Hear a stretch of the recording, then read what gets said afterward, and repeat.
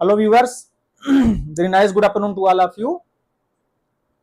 So in my third class of forms and movement section, which is very important for your English studies, और जैसा कि आप जानते हैं कि इसका एक सेपरेट टॉपिक ही आपके चाहे एलटी का मेंस हो, चाहे जीआईसी का प्री हो, चाहे जितने भी टीचर का कॉम्पिटिटिव एग्जाम हो उसमें पूछता है। तो मैं कल in my previous video, in my previous lecture, you have seen that कि I told you that how what is renaissance, how it became very important, and what is then after Renaissance I told you that what happened after Renaissance till 18th century. And जैसा कि मैंने कहा था कि Renaissance में हम दो तीन थिंकर, मैंने कहा था कल की, if you see that in my previous video Renaissance and then Renaissance, then after Renaissance there is after Renaissance there is a neoclassical. This is called neoclassical period, right? This is called neoclassical period, which is very important. This is called neoclassical period. Something which is very important. तो मैंने कहा था कि neoclassical period और Renaissance के बीच में कुछ घटनाएं घटी थी, और उस चीज का मैंने काफी वर्णन किया था इन माय प्रीवियस लेक्चर। और उसमें आपका जो सबसे इंपॉर्टेंट है वो था द सिविल वार, जिसको हम कहते हैं, then the rise of Puritan, and then you have another period called Puritan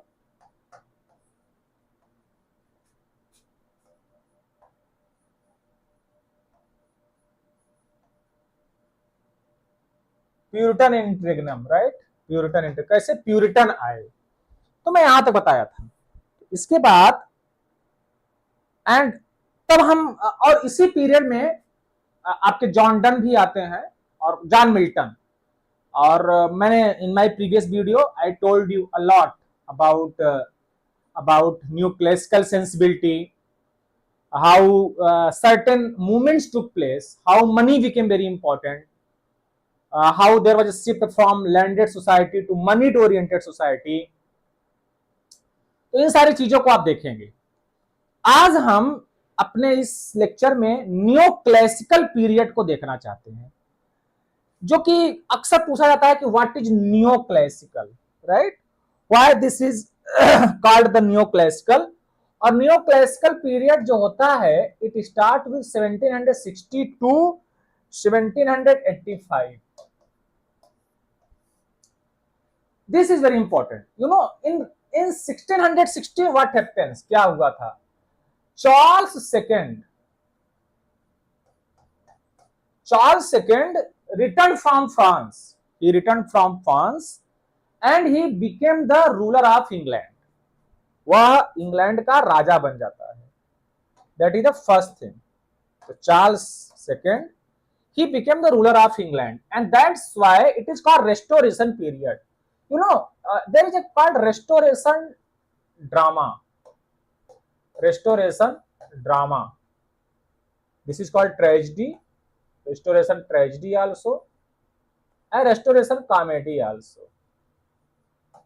There is a book by called Bonamy Dobry, who has written a very interesting book called Heroic Tragedy. You have heroic tragedy. There is called heroic comedy, right? Heroic tragedy, heroic comedy. And then also there is a heroic, so this is called play. So restoration drama जो आया था उस समय बहुत खुशी हुई लोगों को कि पहली बार थिएटर को जो है इस्टेब्लिश किया गया। ऐसा माना गया कि थिएटर शुड बी इस्टेब्लिश्ड, और जो कि थिएटर को बैन कर दिया गया था because of this Puritan sensitivity, because Puritan were very strong in terms of rigorous rules. फिर से खुला, इसको ध्यान रखिएगा। तो जो न्यू क्लासिकल पीरियड है, this is very important for in terms of restoration, और रेस्टोरेशन ने क्या किया कि इसने कॉमनवेल्थ पीरियड को खत्म कर दिया। This is why, because for the first times commonwealth period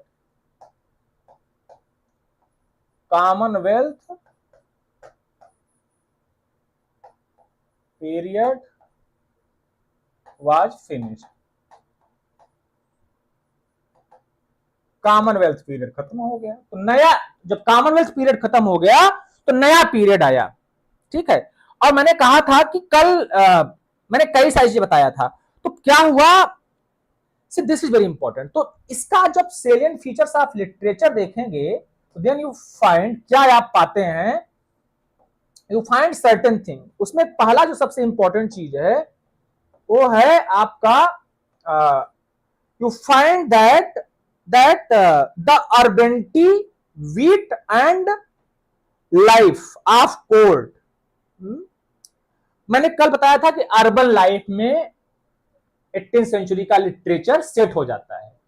politics became the subject, ये सब मैंने बताया था। Politics became subject, urban life, and then you have puritan जो है, दे हैव बैंड थिएटर। तो पहली बार जो है थिएटर भी ओपन हुआ। For the first times in 1660 theatre was also open. इसको ध्यान रखिएगा, रेस्टोरेशन पीरियड कई बार क्वेश्चन पूछा गया है जीआईसी में कि 1660 को क्या कहा जाता है। So obviously you say that this is called the restoration period. इसको आप ध्यान रखिएगा। अब कुछ ड्रामेटिस्ट का नाम नोट कर लीजिए। जैसा मैंने कहा उस समय जो सबसे इंपॉर्टेंट ड्रामेटिस्ट थे वो थे जॉन ड्राइडेन। जॉन ड्राइडेन ने एक बहुत अच्छा, इन्होंने कई सारे प्ले भी लिखे हैं, पोएम इन्होंने बहुत अच्छा लिखा था, John Dryden. Then George एथरेज,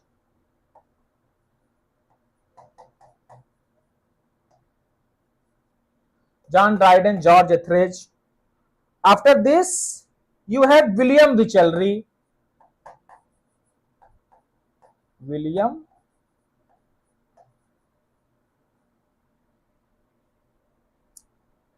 Wycherley. You have William Congreve. You have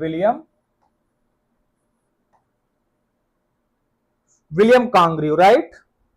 and तो ये सारे राइटर थे, they were writer. William Congreve wrote comedy, and his famous comedy is the way of the world, you know. John Dryden has written a tragedy called all for love,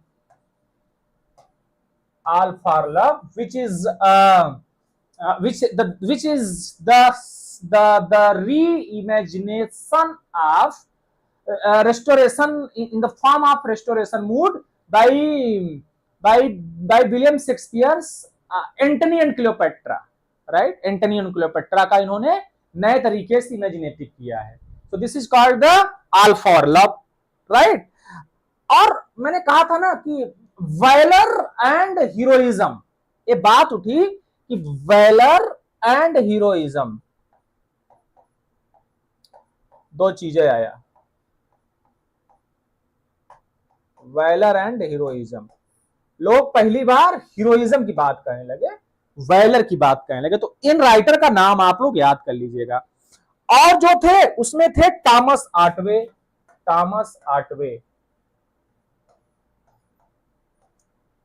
इनका जो सबसे famous है वो है Venice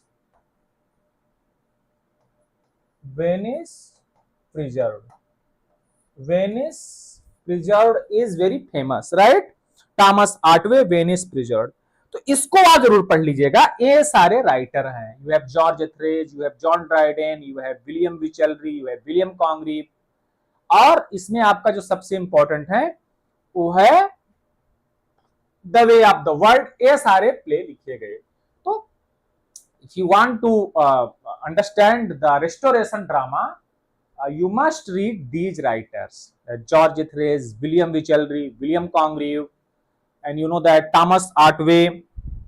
These writers, they wrote what we call restoration comedy and restoration tragedy. Dryden was a very famous writer who wrote a poem that I mentioned in my previous video, Absalom and Achitophel. Mike Fleckney, right? John, I'll take up separately all these writers, but just I want to give you a rough idea about neoclassical writing, how neoclassical era is very important, neoclassical writing, right? So this is very important, neoclassical writing, right? Okay, so that is very important. Then you have you know that so this is it. Dryden was the major poet and critic और dramatist थे Dryden उस समय के, और Dryden को ऐसा माना जाता है कि उन्होंने जो जैसे मैक फ्लेक ने उन्होंने लिखा, मैक फ्लेक ने, तो जॉन ड्राइडन उनका कोर्ट से भी एसोसिएशन था, he was court associated with politics with code. Please keep in mind that most of the writers of this century, they were associated with what we call, they were associated with courtly life and to some extent politics also. कहीं न कहीं इनका राजनीति से रिश्ता था. They were associated with politics. तो उस समय का जो सब्जेक्ट ही बना लिटरेचर में, उस तरह के लिटरेचर में आप पाएंगे neoclassical literature, that there was what we call no feeling, no emotion, no sentimentality, rather completely urbanity, completely flattery, you know. There is a mock epic, जैसे उसमें mock epic भी आया था. If you read mock epic, this is by Alexander Pope. आगे हम आपको बताएंगे Alexander Pope is also the writer of neoclassical era. ठीक है, ए है. अभी मैं बताता हूं कि व्हाट इज न्यूक्लासिकल एरा. तो this is called this he was also poem. और इसमें जो प्रोज राइटर थे, मैंने कहा था प्रोज राइटर वो भी बहुत हुए थे, और उसमें कि प्रोज राइटर में आप याद करिएगा Joseph Addison, then you have sir Richard Steele, right? Joseph Edison, Sir Richard Steele. So then we have Samuel Pepys, who wrote diary. Samuel Pepys, who wrote diary, right? Then we have Sir William Temple,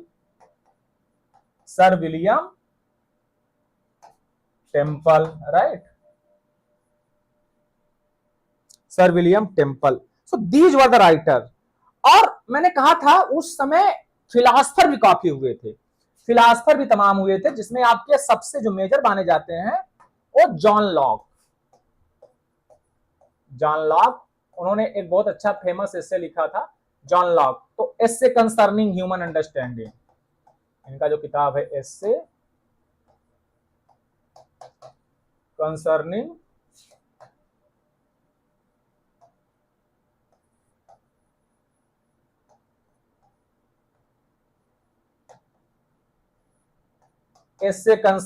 human understanding, right? तो this is of John Locke, ये उनकी किताब थी. तो इस तरह से आप देखेंगे John Locke, Aphra Behn, and you know, जिसे एक बार पूछा जाता है अमेच्योर फिक्शन, फर्स्ट प्रोफेशनल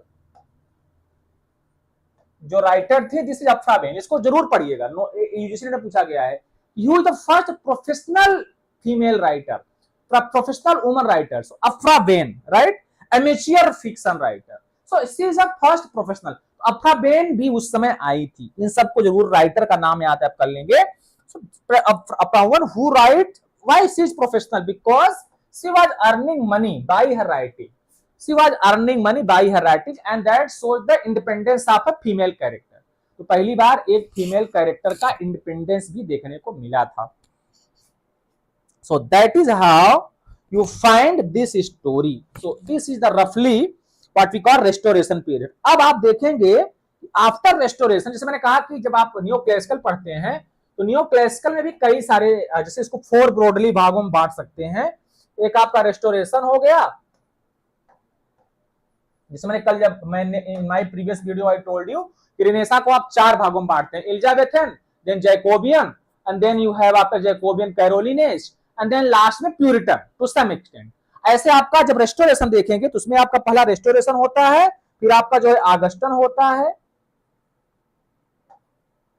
और इसके बाद आगस्टन, और आगस्टन के बाद जो है to some extent age of sensibility, age of sensibility.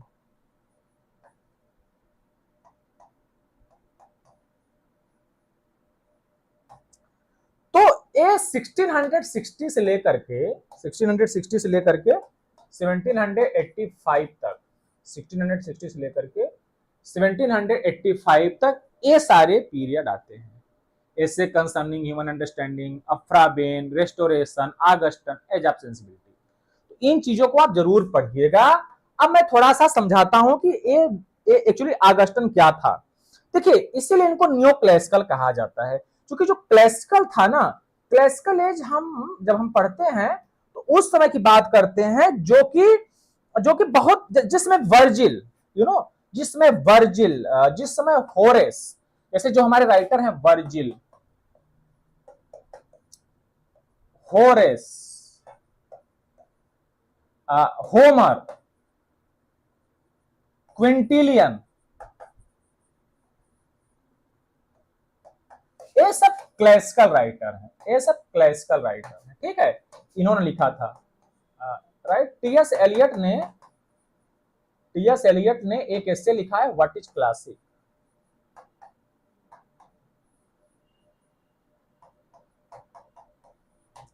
What is classic, इसको जरूर पढ़िएगा।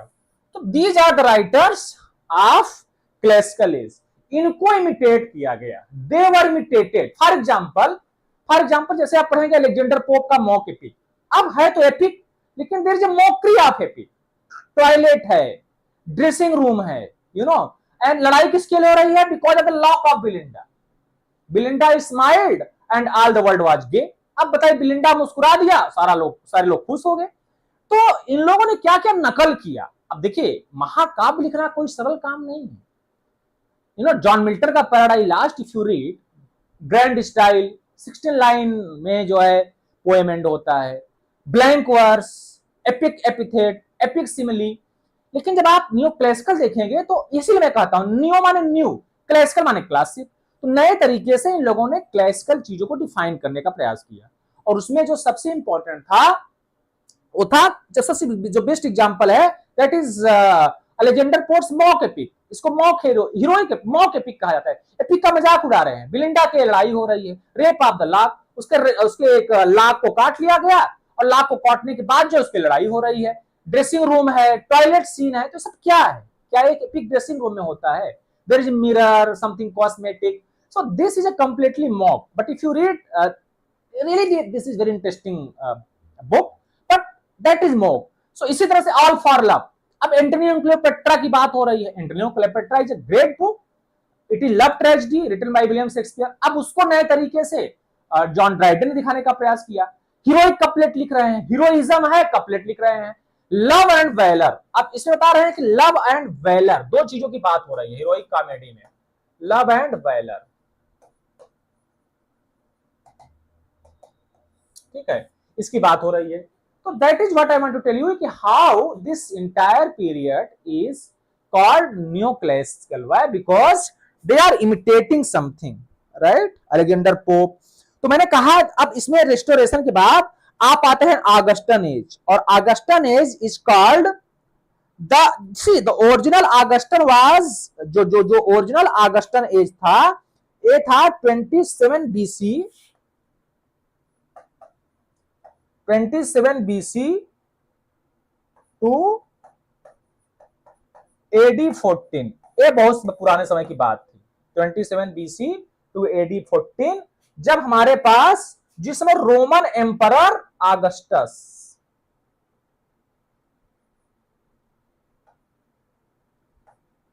हुआ जो रोमन एम्परर ऑगस्टस, वो था। और उस समय जैसे मैंने कहा, वर्जिल, होरेस, होमर, ओविड, ये सब लोग लिखे थे, ठीक है। तो ये पुराने जो समय था 27 बीसी से लेकर के एडी 14 तक, उस समय अगस्टस जब किंग था, और उस समय जो राइटर थे they are Ovid, Virgil, Horace and Homer.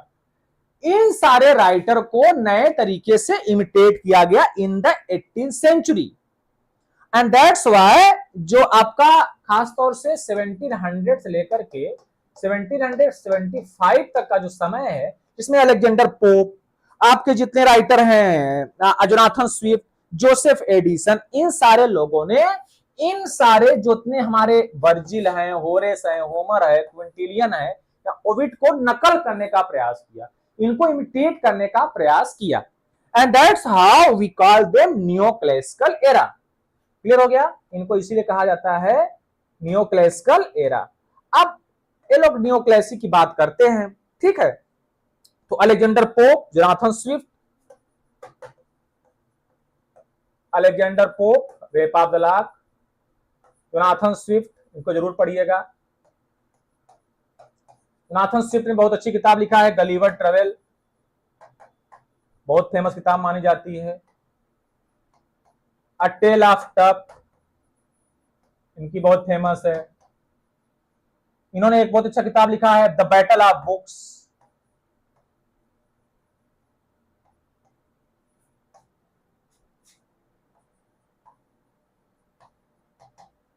The battle of, a tale of tub, Gulliver travel, the battle of books, these were very famous book, Jonathan Swift, ठीक है। तो जोनाथन स्विफ्ट ने ऐसी किताब लिखा। उसके बाद जोसेफ एडिसन, जोसेफ एडिसन ने मैंने कहा था तमाम पैम्पलेट लिखे थे, स्पेक्ट्रल क्लब लिखे थे। तो what they did, these writers they deliberately imitated their literary forms and subjects. Deliberately, जानबूझ करके, these writers they imitated the work, the style, the form and subject of these writers, means Virgil, Homer, Horace, their literary form, some subject their। और क्या क्या किया इन लोगों ने? also they imitated the social concerns, their ideals of moderation, decorum and urbanity। इन लोगों ने क्या क्या किया? सोशल कंसर्न्स को लिया, सामाजिक चीज को लिया, और क्या लिया? अर्बेंटी को लिया, और क्या लिया? डेकोरम को लिया। डेकोरम बहुत बड़ी बात है। Decorum, unity for place, action and time, decorum, heroic couplet, इसको लिया, है ना।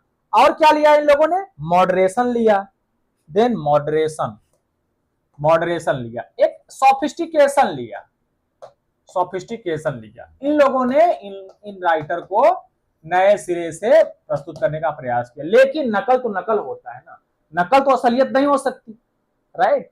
जो ओरिजिनलिटी एंड जीनियस हमें इन राइटर में देखने को मिलेगा, उसको तो हम न्यू क्लासिकल में नहीं पा सकते। That's why this sometimes we laugh when you read Lep of the Lap. There is so much comedy. It's completely a comic book.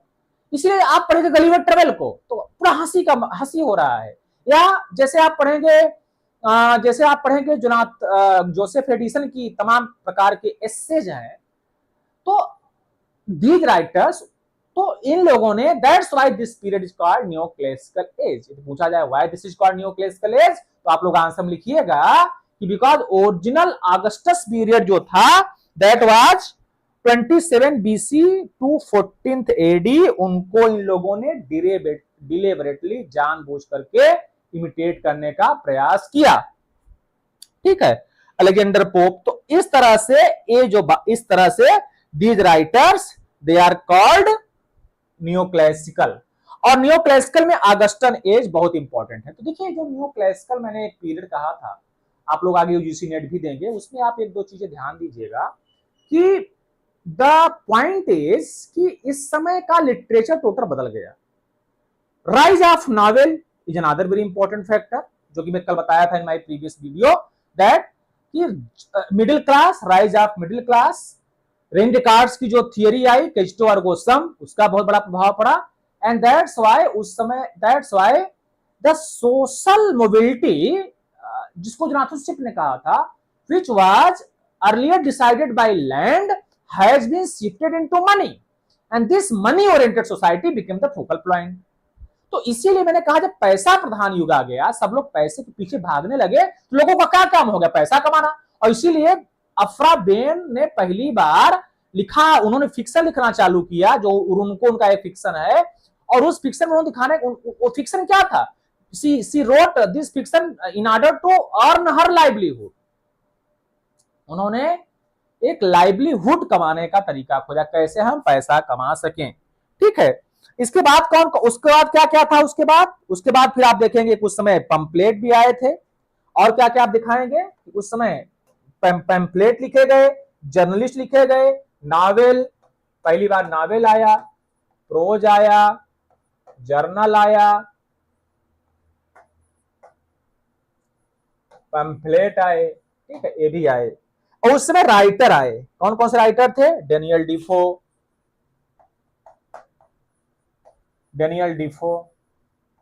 जिन्होंने लिखा है, डेनियल डिफो, लेडी मैरी वर्टली,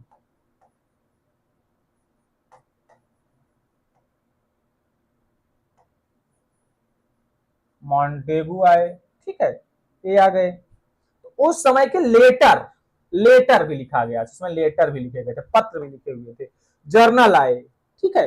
तो this period is called the age of reason, when journal was written, when paper newspaper came, a lot of bank were setup because of banks भी उसमें establish हुए थे in terms of money. तो हुआ क्या, newspaper आ गया, coffee house, the rise of coffee house, ये भी देखिएगा। जैसे आप प्रयागराज में जाएंगे तो वहां कॉफी हाउस है, कॉफी हाउस आल्सो केम इन 18th सेंचुरी। सैलून भी आया था उस समय, सैलून, कॉफी हाउस, सैलून, ये सारी चीजें जो है उस समय हुई थी। And that's how this is called the age of Augustan. अब इसी ऑगस्टन एज के बाद जब हम पाते हैं कि आखिरकार उस समय के बाद एक और एज आता है, this is called the age of sensibility, this is called the age of sensibility.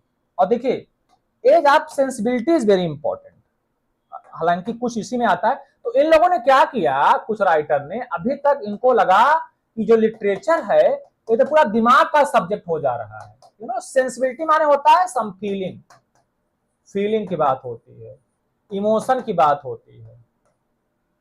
तो कुछ राइटर ने कहा कि नहीं, कब तक हम जो है सेंस की बात रखेंगे। इसीलिए यदि आप देखेंगे जेन ऑस्टिन का जो पहला नावल है, this is called sense and sensibility, बहुत अच्छा नावल है, सेंस एंड सेंसिबिलिटी। इन्होंने कहा कि सेंस एंड सेंसिबिलिटी, दिमाग और दिल दोनों की बात को इन्होंने दिखाने का प्रयास किया कि कब तक हम दिमाग की बात करेंगे, कब तक रीजन की बात करेंगे। This novel is very important, और 1811 लिखा गया था। जब हम 1811 या तो जब 1811 में हम आते हैं, एंड ऑलराइट, तब जो है नावल लिखा गया था। तो सेंसिबिलिटी आ गया, और सेंसिबिलिटी में लोगों को लगा नहीं भाई, हम अब जो है जो अलेक्जेंडर पोप लिखे, जो डॉन ड्राइडन लिखे, जो जोनाथन स्विफ्ट लिखे, जो पैम्पलेट लिखे गए, अब हम हट करके एक नए तरीके से पोएम लिखना चालू कर रहे हैं। और ध्यान रखिएगा, इसी एज ऑफ सेंसिबिलिटी से हमारे रोमांटिक एरा, जो कि बहुत ही इंपॉर्टेंट पीरियड है, we call romantic era in English literature, उसकी शुरुआत होती है। तो एज ऑफ सेंसिबिलिटी में क्या देखेंगे कि कैसे इन लोगों ने कहा कि नहीं, अब हमें जो है कुछ दिल की बात कहनी चाहिए। तो अलेक्जेंडर पोप की जो डेथ हो गई इन 1744 में, उनकी डेथ हो गई। उसके बाद जो है सैमुअल जॉनसन आए, सैमुअल जॉनसन, और सैमुअल जॉनसन जब आए तो सैमुअल जॉनसन बहुत ही इंपॉर्टेंट राइटर हैं। In fact you know Samuel Johnson he is the first dictionary, इन्होंने पहली डिक्शनरी भी लिखा था, इन्होंने पहली डिक्शनरी इंग्लिश का लिखा था, इसको पढ़ लीजिएगा, सैमुअल जॉनसन। एंड उसके पहले रॉबर्ट बर्न्स, ये जो है Robert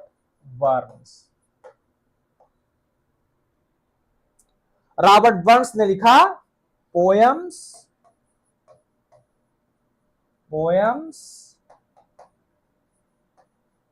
chiefly in Scottish dialect,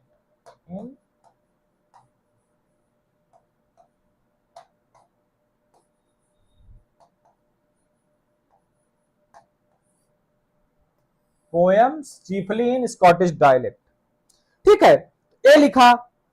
और इसके बाद जो है, तो मैं समझाने का प्रयास कर रहा था कि एज ऑफ जॉनसन जो है, एज ऑफ जॉनसन जो सैमुअल जॉनसन का था, ये पर्टिकुलरली 1709 से लेकर के 84 है ना।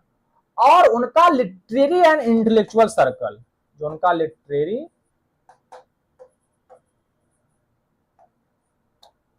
And intellectual circle, literary and intellectual circle जो था, this is called the age of sensibility, जिसमें आपके ओलिवर गोल्डस्मिथ, जिसमें आप ओलिवर गोल्डस्मिथ को पढ़ लीजिएगा, the deserted village, Oliver Goldsmith, ठीक है। उसके बाद कौन से राइटर आते हैं आपको, Oliver Goldsmith, you have Edmund Barq,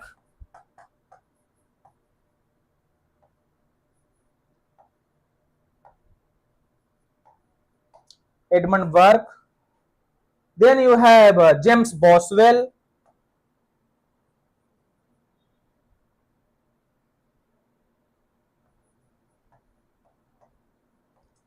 James Boswell, you have Edward Gibbon,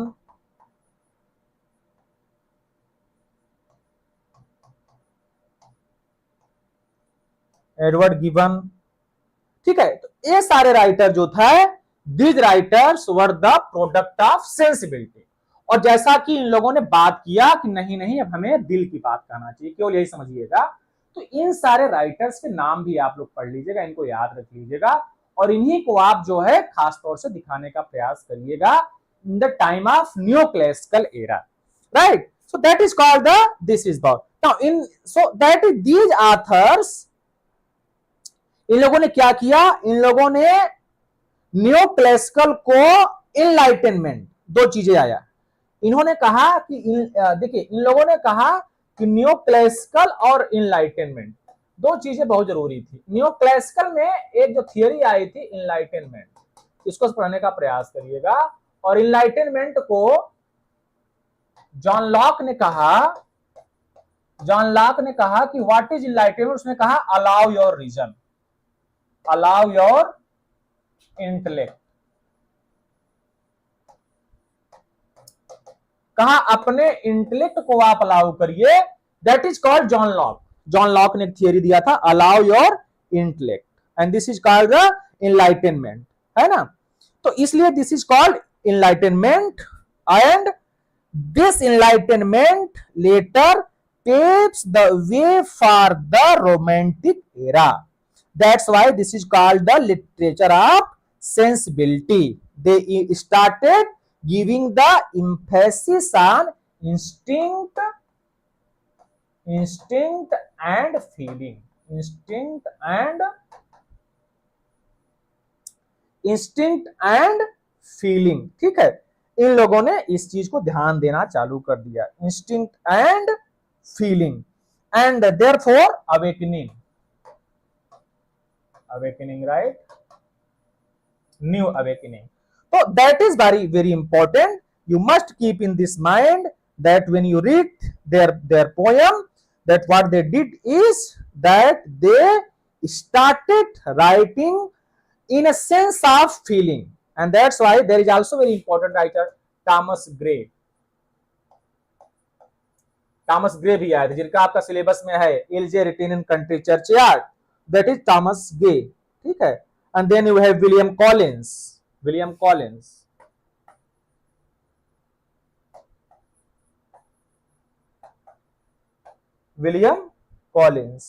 ठीक है। सैमुअल जॉनसन, राइट, थॉमस पर्सी, बहुत सारे राइटर हैं। थॉमस पर्सी तो जरूर पढ़ लीजिएगा, थॉमस पर्सी। इन्होंने एक किताब लिखा which is very important, it is called relics of, RELI, relics of ancient,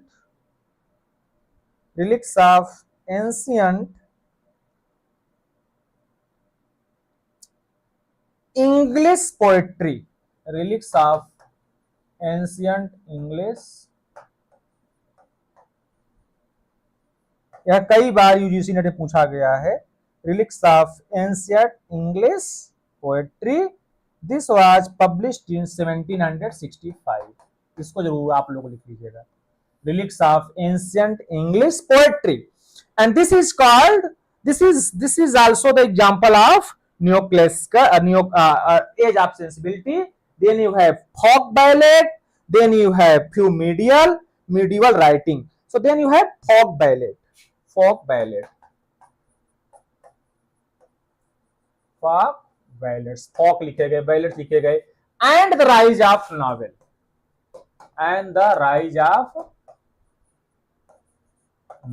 this is very important. और rise of novel में you must understand that four wheels of novelist.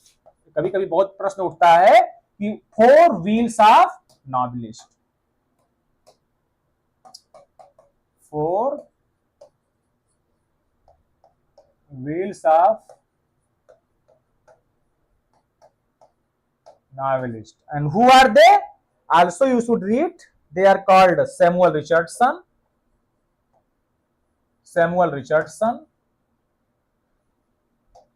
Then after Samuel Richardson, who is another? Henry Fielding.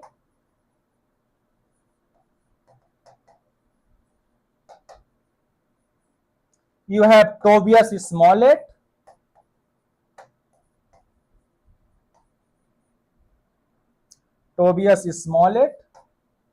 And Lawrence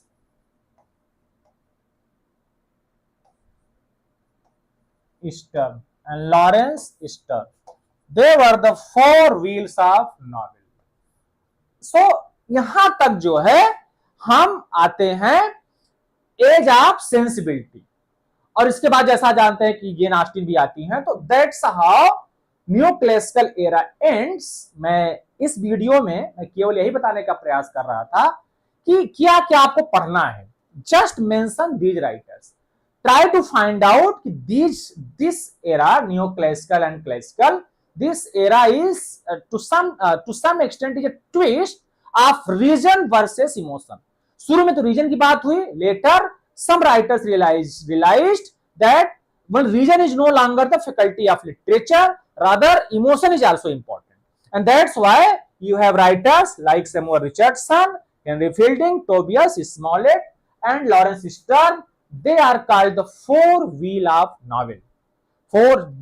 novels, and that is the rise of novels. Prior to this, there is Daniel Defoe, who wrote Robinson Crusoe, and Fabian, who is also called the first, in fact, novelist, first what we call first professional novelist. So यहां तक आप पढ़ेंगे तो that is called new classical period. इन सारे writer को कौन सा जानरा लिखा गया, क्या क्या चीजें लिखी गई, क्या क्या इंपॉर्टेंट इंसिडेंट हुआ न्यू क्लासिकल एज में, इसको मैं आज के वीडियो में बताया. In my next video I will take up what we call romantic period.